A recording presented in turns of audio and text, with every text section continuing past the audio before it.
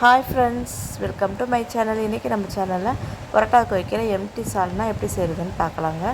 அதுக்கு நான் குக்கரில் தான் செஞ்சுருக்கேன். குக்கரில் கொஞ்சம் எண்ணெய் ஊற்றி எண்ணெய் காஞ்சதும் பட்டை, பிரியாணி இலை, ஏலக்காய், கிராம்பு எல்லாமே போட்டு நல்லா பொரிஞ்சதுக்கப்புறம் கொஞ்சமாக சோம்பு போட்டிருக்கேன்.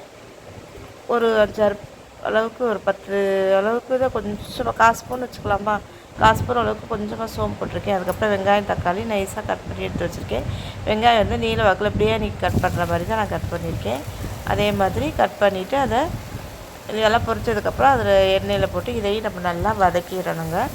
பிரியாணிக்கு வதக்குற மாதிரியே நல்லா பொன்னீர் ஆகிற அளவுக்கு நம்ம நல்லா வதக்கினோம்னா தான் சால்னா நல்லாயிருக்கும். எம்டி சால்னா ஏன் இன்றைக்கி எம்டி சால்னானா, நாங்கள் எப்போவுமே பரோட்டா வீட்டில் செஞ்சால் சைடிஷ் நான்வெஜ் சைடிஷ் தான் ஏதாவது வைக்கிறது. இன்றைக்கி வெள்ளிக்கிழமையாக போச்சா, வீடியோ எடுத்து ரொம்ப 2-3 நாள் ஆச்சுங்க. நான் இன்றைக்கி தான் அப்லோட் பண்ணுறேன். வெள்ளிக்கிழமைங்கிறதுனால நான்வெஜ் எடுக்க முடியலை. பன்னீர் காளான்லாம் ட்ரை பண்ணலாமான்னு பார்த்தோம்.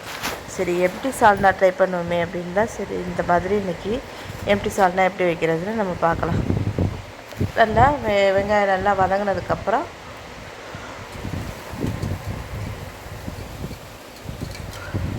ஃப்ளேவருக்காக நான் 2 பச்சை மிளகாயும் சேர்த்துருக்கேன். கண்டிப்பாக பச்சை மிளகாய் சேர்த்துக்கிட்டா அது நல்லாயிருக்கும். அது ஃப்ளேவருக்காக நல்லாயிருக்கும். அதே மாதிரி தக்காளி, மீடியம் சைஸ் தக்காளி 2 தக்காளி தான் நான் போட்டிருக்கேன்.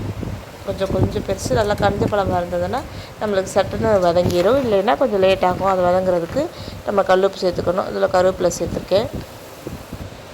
கருவேப்பிலை சேர்த்துட்டு இதெல்லாமே வதங்குறதுக்கு கொஞ்சம் கல்லுப்பு போட்டு நம்ம நல்லா வதக்கிட்டோம்னா ஈஸியாக வதங்கிடும். தக்காளி வெங்காயம்லாம் நல்லா வதங்கினதுக்கப்புறம் தான் நம்ம இதில் மசாலாலாம் சேர்த்துக்க போகிறோம்.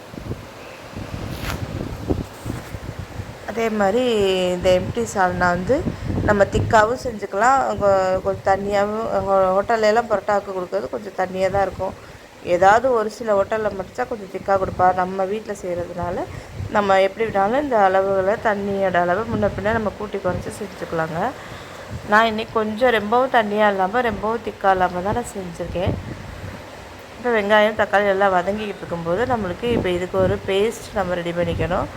அந்த பேஸ்ட்டு மிக்ஸி ஜாரில் நம்ம அரைச்சிக்க போகிறோம். அது வரைக்கும் இது நல்லா வதங்கிட்டு இருக்கட்டும்.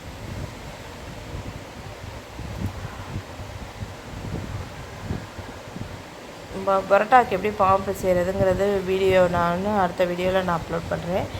நம்ம பரோட்டா வீட்டிலே செஞ்சுருந்தாங்க. எப்போயாவது ஒரு தடவை நம்ம ஆசைப்படும் போது வீட்டிலே நான் மாவு செஞ்சுருவேன். அதோடய வீடியோ நான் அடுத்த தடவை நான் அப்லோட் பண்ணுறேன். இதில் தேங்காய், வெள்ளைப்பூடு, சின்ன வெங்காயம் நல்லா ஒரு கைப்பிடி அளவுக்கு, சோம்பு, சீரகம், மிளகு, பட்டை, பட்டை, கிராம்பு, மிளகு எல்லாமே போட்டு, இஞ்சி எல்லாமே போட்டுட்டு, கசகசா ஒரு ஸ்பூன் கண்டிப்பாக போடணும். அதே மாதிரி முந்திரி பருப்பு ஒரு 5-6 முந்திரி, பெருசாக இருந்தால் ஒரு 5-6 முந்திரி பருப்பு போட்டுக்கோங்க. இது எல்லாமே நம்ம ஆப்ஷன் இருந்தால், கசகசா இல்லை அப்படின்னா பொட்டுக்கடலை கூட நம்ம சேர்த்து செய்யலாம். நான் கசகசாவே போட்டு தான் செஞ்சுருக்கேன். அதெல்லாம் போட்டு மிக்சியில் இருக்குது. இந்த பக்கம் நல்லா வதங்கினதுக்கப்புறம் இதில் கொஞ்சம் மஞ்சத்தூள், ஒரு ஸ்பூன் இல்லை 1.25 ஸ்பூனுக்கு ஒரு ஸ்பூன் போட்டாலே போதும். ஏன்னா ரொம்ப காரமாக இருந்தாலும் வீட்டில் அரைச்ச மிளகாத்தூள் தான். நீங்கள் காரத்துக்கு தகுந்த மாதிரி புது மிளகாய் இருந்தால் இன்னுமே கொஞ்சம் குறைச்சே போட்டுக்கோங்க. மல்லித்தூள் ஒரு 1.5 ஸ்பூன்லேருந்து போட்டுக்கலாம் போதும். ஏன்னா நம்ம இந்த பேஸ்ட்டு சேர்க்கும் போது செம்மையாக இருக்கும் நம்மளுக்கு. அதனால் எல்லாமே அதில் சோம்பு, சீரகம், எல்லா மசாலா ஐட்டம்ஸும் அதில் இருக்குது. அப்போ நம்ம இதையும் ரொம்ப போட்டோம் அப்படின்னா அது ஒரு மாதிரி ஆகிடும். அதனால் ஒரு 1.5 ஸ்பூன் அல்லது 2 ஸ்பூனுக்குள்ளே போட்டுக்க. சின்ன ஸ்பூனில் 2 ஸ்பூன் மல்லித்தூள் போட்டிருக்கேன். போட்டு இதை இந்த எண்ணெயிலே ஒரு மிக்ஸ் பண்ணிவிட்டு கொஞ்சமாக நம்ம தண்ணி சேர்த்துக்கலாம். ஏன்னா நம்மளுக்கு கரிஞ்சிடக்கூடாது. அதனால் இந்த கிரேவியோடு இருந்தது ஓகேனா ஓகே தான். இல்லை அப்படின்னா கொஞ்சமாக தண்ணி சேர்த்துக்கிறோம். இதில் ஒரு கைப்பிடி அளவு கண்டிப்பாக இது போடுங்க, புதினாவோட வாசம் தான் நல்லாயிருக்கும். ஒரு கைப்பிடி அளவு மட்டும் போட்டுட்டு கொஞ்சம் பிடிக்கிற மாதிரி தெரிஞ்சிச்சு. அதனால் கொஞ்சமாக நான் தண்ணி ஊற்றிக்கிறேன். இதில் நான் வேறு எந்த காய் எதுவுமே சேர்க்கலை. நம்ம எம்டி சால்னா பரோட்டாக்குள்ள எம்டி சால்னாக்கு இந்த காயுமே இவங்க போட்டு தரமாட்டாங்க. சப்பாத்திக்குனா கூட நம்மளுக்கு வேறு மாதிரி இருக்கும். இதுக்கு அதனால் இப்போ கடைசியாக நான் தண்ணி எதுவும் சேர்க்கலை. இந்த பேஸ்ட்டு தான். இது எல்லாத்தையும் நான் அரைச்சிட்டேன். நான் சொன்ன எல்லாத்தையுமே போட்டு நல்லா நைஸாக, எவ்வளோக்கு எவ்வளோ நைஸாக அரைக்க முடியுமோ அவ்வளோக்கு எவ்வளோ நைஸாக அரைச்சிட்டு அதையும் நம்ம குக்கரில் சேர்த்தாச்சு. சேர்த்துட்டு நம்ம முந்திரி பருப்பு இது கசகசாலாம் சேர்த்துருக்கறனால அடி பிடிக்கும். நல்லா திக்காகவும் வரும். நல்லா மிக்ஸ் பண்ணி விட்டுருங்க. உடனே நல்லா மிக்ஸ் பண்ணி விட்டுட்டு தேவையான அளவு தண்ணி ஊற்றி, உப்பு நம்ம முதலே போட்டிருக்கோம். உப்பு காரம்லாம் இந்த இடத்துல செக் பண்ணி பார்த்துக்கிட்டு தேவையான இன்னும் கொஞ்சம் போட்டுக்கலாம். இப்போ நம்ம தண்ணி இன்னும் ரொம்ப ஊற்றாமல் கொஞ்சம் விசில் வச்சு 2 விசில் அல்லது 3 விசில் வச்சு எடுத்தால் போதும். ஏன்னா எம்டி தானே, 2 விசிலே தாராளமாக போதும். எனக்கு இந்த மாதிரி சூப்பரான பதத்தில் எம்டி சால்னா கிடச்சிருக்கு.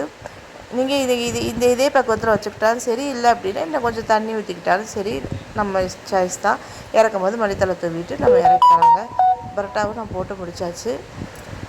வீட்டில் நான் எனக்கு தெரிஞ்ச மெத்தடில் நான் போட்டேங்க. கொஞ்சம் சாஃப்ட்னஸ் கொஞ்சம் கம்மியாக தான் இருந்தது, ஆனால் ஓகே தான். பரோட்டாவுக்கு இன்னும் அந்த சால்னா செமையாக இருந்தது. நீங்களும் இதேமாதிரி ட்ரை பண்ணி பாருங்கள். எம்டி சால்னா வச்சுட்டு எப்படி இருக்குன்னு சொல்லுங்கள். நம்ம அந்த அரைக்கிறோம்ல பேஸ்ட்டு, அதில் தான் நம்ம போடுற எல்லா ஐட்டம் கரெக்டாக போடணும். போட்டிங்கன்னா கரெக்டாக இருக்கும். நீங்களும் ட்ரை பண்ணி பார்த்துட்டு எப்படி இருக்குன்னு சொல்லுங்கள். தேங்க்யூ. அடுத்த வீடியோவில் சந்திப்போம்.